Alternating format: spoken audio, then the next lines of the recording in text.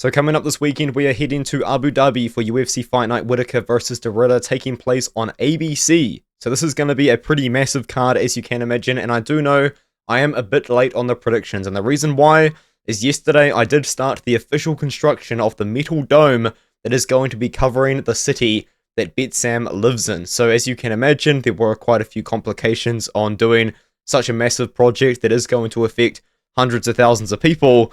But also on top of that as well is Betsam lives in the North Island of New Zealand. I live in the South Island, so there has been quite a lot of travel for me over the last couple of days, getting materials up and down, sorting out how and where we are going to start the building of that. But hopefully within the next few months, a metal dome has been completely covering the city that Betsam lives in, and he can no longer terrorize us. Now with that being said, of course, as for this card, I'm looking forward to it. Quick poster review as always. It's an alright poster. Now, I think that this is a really good Apex poster. And the reason I say that is when the UFC does go to a different sort of area of the world, like Abu Dhabi, like, I know, Canada, like Australia, I do personally appreciate it when they do include in the poster some sort of landmark of the area. You know, when they went to Canada, they did the 4 fighters in the corners with the flag of the area. I thought that was awesome, and I think that's a good example of what I'm talking about. I think this, we don't even know that the card's in Abu Dhabi. Like, give us an Abu Dhabi skyscraper. Give us the dunes of the United Arab Emirates. You know, just give us something. This is a good poster for an Apex card. As for a special card like this, I'm going to say it's not. But I do think overall it is a decent poster. Now, of course, if you wanted to see me talk about things that aren't posters, I do have a second channel, which I do kind of just upload whatever I want.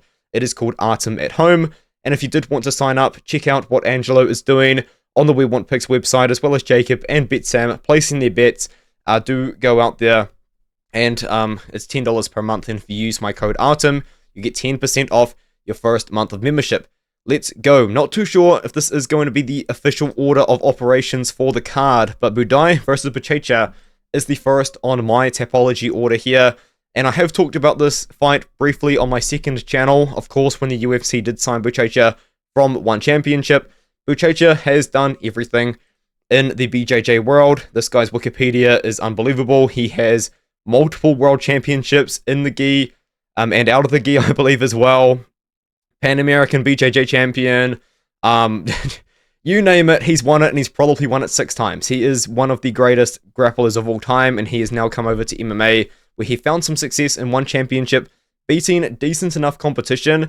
Now, of course, if you do watch the fight against Rug, this fight was interesting because Rug actually was able to get takedowns on Buchecha and control him and actually avoid getting submitted. So that does tell us that if you do have a very competent wrestler against Buchecha, they can get takedowns without really too much fear of getting submitted from the back, because Rug has proven that you can do it.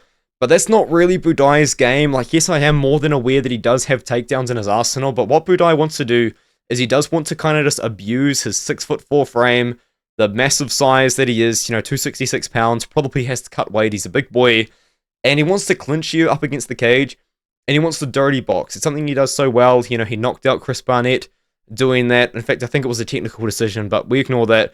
And he's been getting wins recently, just kind of doing that against guys that aren't that good. But the thing about Buchecha as well is his takedown offense isn't fantastic. Now, once the fight gets to the ground, he is very unique in his submission attacks, kind of almost like Johnny Walker's brother, whose name, of course, I have forgot, Walter Walker, where he's kind of exposing that a lot of these heavyweights don't really have good grappling. I think that Buchecha could be one of those guys, man. I am going to pick Buchecha here. I would not trust him at minus 200. Buday's, he is a pretty competent heavyweight. His striking is pretty good. It's going to be better than Buchecha's, in my opinion. And he is strong. Like, if the fight is up against the clinch, Buday is going to be the stronger guy in that position, but I'm going to go with Buchecha by sub. I kind of want to believe in a new sort of heavyweight. Mohammad Yahya fights against Stephen Nguyen. I don't even know if there are odds for this fight out, even on fight odds right now. Actually, Nguyen is minus 320. Nguyen shit the bed. I don't really know how to say it any kinder than that, but he did shit the bed against Yano Erins. That was a really good fight for Nguyen to go out there and look good. Nguyen is a boxer. He does use his frame very, very well at 145 pounds. Is a pretty tall guy, and he does throw a lot of straight punches, a lot of 1-2s on repeat. That is definitely his favorite combination, but it is effective. Yahya, he's just not very good, man. Like, even before he made his debut against Trevor Peak, you could watch these fights and he's just not looking good. Like, even this performance against Suhul Tahiri, who I do believe has now gone on to fight for the PFL, but even against Tahiri, he looked bad. You know, even against Tahiri, the takedowns weren't really coming. He was even getting out-wrestled in moments. The striking isn't good. Yahya's very stiff on his feet. Nguyen should beat him, and I don't know if he's going to just knock him out like he was able to do against AJ Cunningham, but when he's going to beat Yahya in this spot, you know, he should be able to not shit the bed this time. Surely. Aslan fights against Billy Elekana. I do kind of like Billy Elekana because he's interesting to me, but this guy is not a light heavyweight, which is the weight class this fight is at. He is definitely more of a middleweight to me.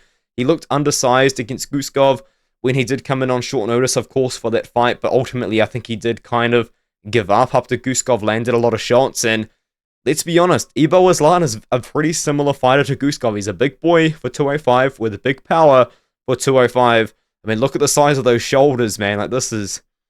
I don't even know if they are the shoulders, but I mean, still, like, this is kind of crazy, right? He's a big boy. He's a powerful boy. He did kind of get exposed a little bit for a lack of sort of well-roundedness with a quick submission loss to Kutalaba. But before that, he was knocking people out. He was looking good on the feet. And Elekana, he's not a grappler. He is a striker. He likes to strike from range. But in this fight, he is the less rangy guy. He is the smaller guy. I think this is going to go similarly to the fight against Guskov. And I think Aslan is going to get a knockout here in his home area of Abu Dhabi. Now we can move up to Amanda Ribas taking on Tabatha Ricci. This is a tough one. I honestly do like Ricci as the underdog pick, but when I do investigate the fight a little bit further, Ribas at 115 pounds is very good. Now Ribas does go from 125 to 115 every now and then. I do prefer Ribas at strawweight. And against Ricci, she's just going to be so much better at striking than Ricci. Like, it's going to be a pretty big discrepancy, in my opinion. You know, Ricci is small, even for this weight class. Her striking on the feet isn't good. She does a lot of feinting, a lot of punching the air. The personal space between the two fighters when she's in the cage is getting violated. But she's not really landing anything. She's not really doing anything. The thing about Ribas is, yes, she does get hit a lot. Her striking defense is bad. But I don't think it matters when you're taking on Ricci, who striking accuracy is bad. You know, ability to see that her opponent is out of range anyway is bad. I just think that if Ricci can't get this fight down to the ground, which even if it does, Ribas is a very competent grappler, I think that Ribas should be pretty live to do damage on the feet against Ricci and win a decision in this fight. So I'm going with Ribas, the not popular pick by the public, but she is the favorite in this matchup. I do think she does win by decision. Damon Blackshear fights against Davey Grant. Davey Grant has, of course, had a pretty rough run of things. Not in his career, because he has been having great performances, but when it comes to the scorecards, Davey Grant, he just doesn't quite get the right side of split decisions. You know, against Daniel Marcos, I think a lot of people think he beat Marcos. A lot of people even think he beat Yanez. And that's the thing about Grant, man. Like, he does when it comes to a close decision. He just doesn't quite get over the line, but he's a very, very good striker. Now, that's important because he's taking on Blackshear, who is a grappler. Blackshear is a guy I do believe in. He's a very active fighter, fights very regularly. Gave Mario Batista a tough matchup 1 week after beating Jose Johnson, which is insane in hindsight now that Batista's gone on a bit of a run. And he fights very regularly. I've appreciated the activity out of Blackshear. This is going to be his third fight in 4 months. And I do think in this fight it's going to be almost similar to the Cody Gibson fight in a way that he's taking on a relatively tall, rangy striker. I know Gibson was attempting a lot of takedowns in that fight, and Grant isn't going to do that, but still, he's taking on a guy that strikes from range well, and Blackshear has proven he can take those guys down. And once Blackshear does get the fight down to the ground, his control is next level. He must be very heavy for this weight class. He must cut a lot of weight, because guys just don't get back up when he gets on top. So I think that Blackshear does go out there, and I think he does win by submission against Davey Grant. And now we have Muslim Salkhov versus Carlos Leal. Now, something that I did introduce last week is called the pegging of the week. I do believe that Salkhov is going to be getting pegged by Leal. Last week, of course, it was going to be McVeigh to get pegged by Bruno Ferreira. And what happened? Bruno Ferreira just absolutely dominated him everywhere and even submitted McVeigh in the best area of him. And I think the same thing happens here. I think Leal knocks out Salkhov in the first round, the king of Kung Fu. I think he's getting slept in round number 1. I think that Leal, there's too much acne for me to ignore, guys. I don't really know how else to say it. There's way too much acne on the body. There's way too much acne on the face. You can't be in your 30s with this much acne. Like, what are the size of this guy's traps as well? I mean, like, this guy, like, come on. You know, he's too powerful. His cardio must be insane. You know, he's got to be on something for that too. I think that Leal goes out there and knocks out Salkhov in the first round. Yes, Salkhov is good, but, you know, at the same time, he's been knocked out before. Randy Brown knocked him out, I believe, as well in the past. I want to say a very similar stylistic matchup as well. Li Jingliang knocked him out. I think that we just see the same thing again. I think Leal knocks him out. I think he pegs him in round number 1. We move up to the featured prelim of the night. Bryce Mitchell taking on Saeed Nurmagomedov. Bryce Mitchell, of course, having some very exciting experiences in the men's changing rooms in Abu Dhabi at the moment. So, good for him, I guess. But this is, I think, the hardest fight on paper to predict on the card. Because Saeed Nurmagomedov on paper has really bad takedown defense. And as you guys know, that is how Mitchell needs to win this fight. Because Saeed Nurmagomedov is a very good striker. I personally think, still to this day, that he beat Jonathan Martinez, but I know that's a hot take. I know a lot of people don't agree with me on that, but I do think against Bryce Mitchell, man, like, genuinely, if he can defend the takedowns, he's going to be fine, because we know that Bryce Mitchell's striking isn't good, and if you do look at Bryce Mitchell, I'm going to do this. This is what I did with Poirier when I picked Holloway to beat Poirier. When was the last time we saw Bryce Mitchell have a good performance? And I think it was all the way back in 2022. You know, I thought he lost to Ige. I think a lot of people do. Chrome Gracie, does it even count? And then, aside from that, relatively bad performance against Silva. Even got out-grappled by Silva in some moments. Now, of course, it was more of a kind of quick moment for Silva to get the sub. But still, Silva looked good in that matchup. And I just don't think we've seen Mitchell look good in years. And now, he's going to be cutting down to 135. Now, I have little to no doubt that he can make 135. I don't know who their nutritionist is, but of course Bryce Mitchell is, I believe, the cousin of AJ Cunningham, who is massive and somehow makes 135 pounds. Literally like a 6'1", legitimate 6'1", can make 135. I've got no doubt at all that Mitchell can make 135, just kind of based on that, the same sort of camp, same sort of nutritionist, same sort of coach to sort them out making that. But it's just like, once he does get to 135, does he lose some speed? You know, because he's going to be slower than Saeed on the feet. I've got little doubt about that. And another thing about Saeed as well that's pretty tricky is Mitchell just got subbed with a defensive submission and ninja choke by Silva. And Saeed is pretty well known for this guillotine. He guillotined Nguyen Gafarov and he guillotined Cody Stamen very, very quickly. And also against Saeed Yokub Kakramonov as well. That's a pretty underrated win because Saeed Yokub, of course, after just kind of generally being a pretty mean person to UFC staff and other people in the sort of UFC area, we haven't seen much of him since the UFC cut him for that. But the thing about Saeed Nurmagomedov is I do think that even if he doesn't defend the takedowns, Mitchell's control isn't incredible. We did see Ige get up from a lot of positions. Saeed Nurmagomedov even, like, there's a lot of surprising amount of grappling in the Martinez fight as well. And of course, recently lost to Lockdog, but Lockdog's looking like a menace. Not the greatest performance in his last fight, but still looking like a beast. I think that Saeed wins this fight. I think he wins this fight by decision or by late knockout. I think if he's going to knock out Mitchell, it's going to happen in round 2 or round 3. And we move up to the main card. We've got Nikita Krylov taking on Bodgan Guskov. And I will be honest with you guys, I'm doing it again. I'm picking my boy. I'm picking Nikita Krylov. I have a lot of reasons for this. Now, of course, I did pick Nikita Krylov to defeat, Dominic Reyes, and that wasn't a good pick, was it? He did just kind of get slipped. He looked slow on the feet, he looked sluggish, he looked a little bit bad. But here's the thing about Reyes and Guskov.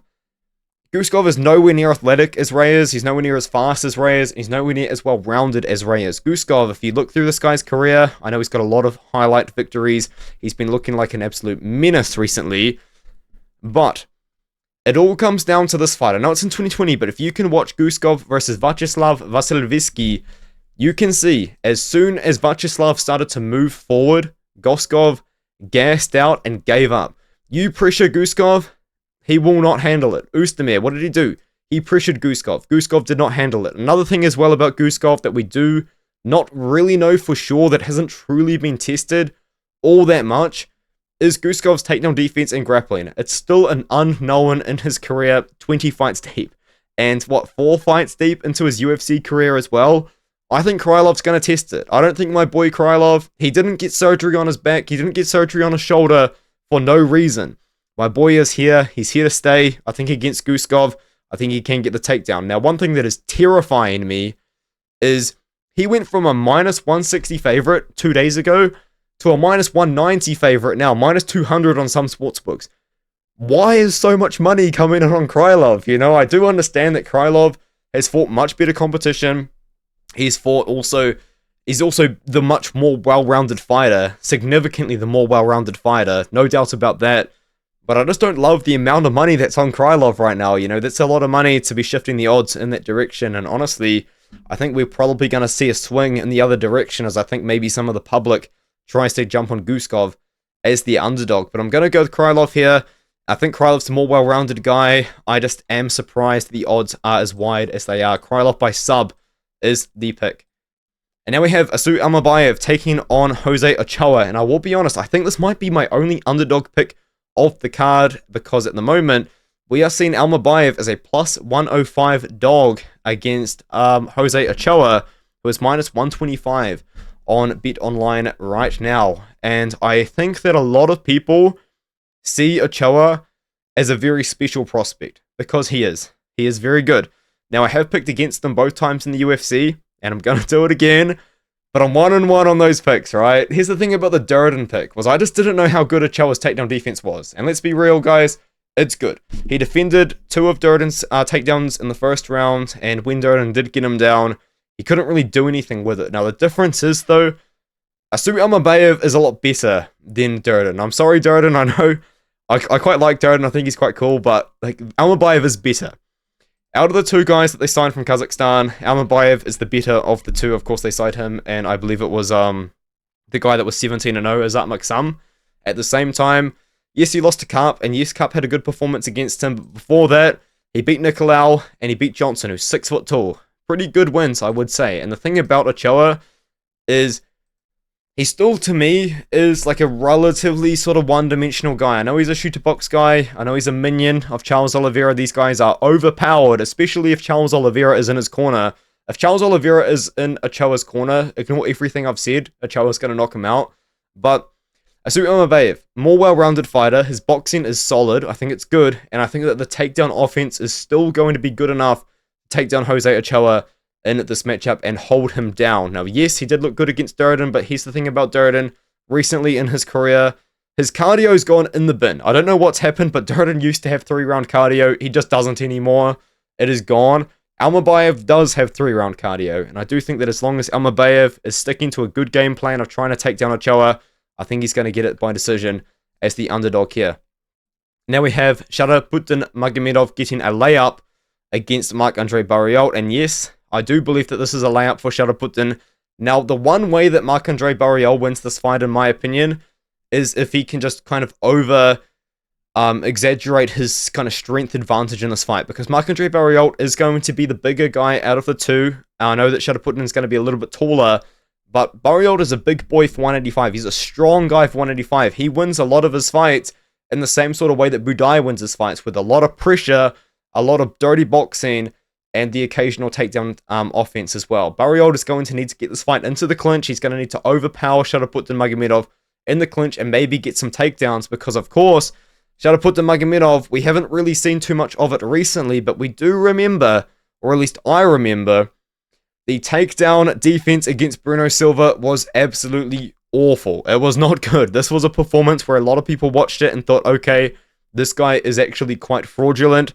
I actually did pick Jordan Lutterbach to beat him as well. Lutterbach, by the way, out-wrestled. I'm getting very off topic here. He actually out-wrestled Andreas Gustafsson in 2023. Quite an amazing win. But anyways, Shara Magomedov is the pick. I do think he's significantly faster. I think he's going to be a little bit... He just is better at striking. I mean, no one's going to dispute that. Andre-Barriault could be a live big underdog just given the skill set, but he's been knocked out recently a few times. I think that Shara Magomedov goes out there and knocks him out himself, and it's a good opportunity for him. Petr Yan takes on Marcus McGhee And I like this because what they're doing here is they're trying to give an old prospect an opportunity at getting an opportunity, really. Like, if Marcus McGhee beats Petr Yan, I think you do McGhee versus O'Malley. Now, I think that actually McGhee and O'Malley train together, so maybe you just can't do that, but maybe you could do McGhee versus Yadong Song, or even just do McGhee versus Marab, you know, at that point, like, why not? But they're giving McGhee an opportunity. He's 35 years old, he's looked good in the UFC so far, he did just beat Jonathan Martinez, which was a good performance in the rankings, and Yan, you know, he is on a win streak, but at the same time, a lot of momentum necessarily isn't in Yan's favor, and I do like this, just giving an older prospect an opportunity. I would like to see it happen more often, but with that being said, I do think that Yan has the skill set to beat McGhee. This is most likely going to be a striking fight, which does favor McGhee, just given the fact that McGhee is massive for this weight class. This guy is just huge for 135 pounds, and he is very powerful, he's very quick, and he does have a well-rounded striking game. Now, the thing that does kind of disappoint me a little bit about McGhee's game is we actually have seen some leg kick weakness. I believe it was it Bolaños that was absolutely smoking the legs off McGhee before he knocked him out? And then also, I think Jonathan Martinez saw that against McGhee, but Jonathan Martinez is kind of known for his leg kicks, but still, McGhee was getting his legs chewed up as well by Jonathan Martinez over 3 rounds in that fight as well. And Petr Yan, if you do look into it, he doesn't really throw that many leg kicks, but I do believe against Song Yadong, 20% of his strikes were leg kicks. So it is something that Yan does have in his arsenal, even though he mostly is a boxer. And the thing about Yan is he's a very good boxer. His fight against Corey Sandhagen is one of the most high-level striking fights I think the UFC has ever seen. It's one of the best fights I think that the UFC has ever seen as well. I think it's incredible. And do I think that this is a kind of a performance that Yan can replicate against McGhee? I say yes. I genuinely do believe so. Now, I don't think McGhee is necessarily at that kind of level of Sandhagen, which is why Yan is nearly minus 400 as a favorite. But I think it's going to look like that. I think it's going to be a bit of a chess match between two very high-level strikers. But I think that Yan is going to put more volume out there. And I think that once Yan can close the distance, get his boxing combinations away, I think that's when he's going to find the most success against McGhee. And the leg kick weakness has been exposed recently as well, which I think Yan could definitely look to kind of infiltrate, I guess would be the infiltrate. Anyways, I think Yan wins. Yan can wrestle as well, but I don't think we're going to see wrestling in this fight. Yan by decision. Robert Whittaker versus Renier de Ridder. This fuckery will not last forever. I'm going to be picking Robert Whittaker to knock out Renier de Ridder. Now, here's the thing about RDR. I genuinely believe the worst thing that could have ever happened to me, is seeing RDR get beaten up by Gerald Meerschaert on the feet. Because it made me believe that as long as the fight is on the feet, Renier de Ridder is going to be a victim. Never mind, he submitted Kevin Holland. And he also TKO'd Bo Nickel, technically knocked out Bo Nickel. Bo Nickel quit in that fight, and as much as people say that Bo Nickel didn't deserve all the hate he got from that loss, he did, dude. Nickel was talking so much shit, dude. Like, you gotta give it, and then you're gonna get it when it doesn't end up working out for you as well. That's kind of like me, like, building the dome over Betsam City. Like, if I build the dome over Betsam City and it just falls apart and it crushes everyone, like, it's on me. Like, that's my fault. You know, I do deserve a lot of hatred for that, but kind of the same sort of thing here, I think. Renier de Ridder, he's on a streak right now. He's looking fantastic. And I think a lot of people are going to go, oh, but Whittaker got smoked by Chimaev in the wrestling. Oh, he got submitted so easily. Yes, but Renier de Ridder does not have the striking threat of Chimaev. He does not have the wrestling threat of Chimaev. I think as long as the fight is on the feet, Whittaker is going to have such a significant boxing advantage. It's going to be silly. It's going to be silly. And I know I've said that for 2 fights in a row and been proven wrong both times, but I cannot ignore this performance against GM3. It was 8 months ago. Renier de Ridder was standing there. He looked like he'd never kickboxed in his life, and GM3 was lighting him up, I believe, in the second round with boxing combinations. I cannot see that and then just think that he's going to beat Robert Whittaker. I just can't see it happening. Now, am I willing to get proven wrong? Honestly, yes, because I would like to see a new sort of fresh face in the UFC. You know, as much as I do like Whittaker and as much as Whittaker is a bit of a beast. And I think he was born in New Zealand as well, even though he has decided to be a traitor. Robert Whittaker. Still, I do respect it. I do respect what you've done in the sport, I mean. I do think that Robert Whittaker, he has been in the UFC for a long time. You know, he has been a guy that's gotten multiple title attempts. He's also been the champion before as well. And I do think that, honestly, kind of in the end here, I wouldn't mind seeing new, fresh blood fight DDP. Because if Whittaker beats RDR, we're not going to see RDR versus DDP 2, you know? Where is it? Maybe we will, because it's been a few years. But I think that RDR versus DDP is interesting to me, but I do think Robert Whittaker knocks out RDR. I just can't see that performance against a GM3. That's what it comes down to, guys. Genuinely. Maybe a lot of people, when they look at this fight, they're going to have short-term memory, and they're going to choose to forget the GM3 fight. I can't do that. I just cannot do that. I think Robert Whittaker beats him up. Do I think it looks like the Ikram Aliskerov fight? I'm going to say no, because Whittaker, prior to that, hasn't really shown crazy knockout ability recently. Like, before then, before he knocked out Aliskerov in 2024, the last time he had knocked anybody out was in 2017. So he's only got one knockout win in 7-8 years, but still, he does have that knockout ability. He's shown it recently against an up-and-coming prospect. I think he can knock out RDR, who is just there to be hit. As long as he just doesn't get taken down and make silly mistakes on the ground, I think that Robert Whittaker should be chilling. Let me know what you think in the comments below. I think that video is probably going to be shorter than Angelo's intro, so that's pretty good. I'll catch you guys in the next one.